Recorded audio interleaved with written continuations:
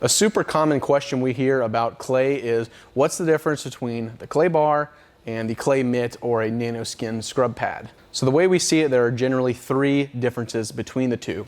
Starting with number one, the clay bar, meaning the actual piece of clay, is a little bit more aggressive than the nanoskin pads or the clay mitts. So it'll remove more contaminants from the paint, but it'll also leave some marring and scratching behind. The second difference is that the clay bar is a lot more malleable than the clay mitts. So if you're trying to get in some intricate places behind door handles or in the engine bay or even some trim, the clay bar is certainly helpful.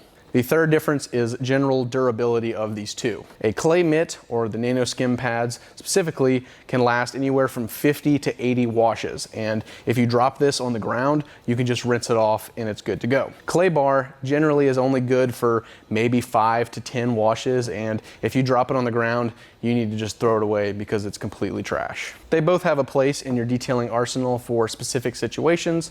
As far as a recommendation, we would recommend Kosh Chemi's RKB for your clay bar, and then the nanoskin products for a clay mitt. But make sure you get the hand strap if you're going to get the nanoskin pad. You can get both of these products at obsessgarage.com, and if you have any specific questions, let us know in the comments or email support@obsessgarage.com.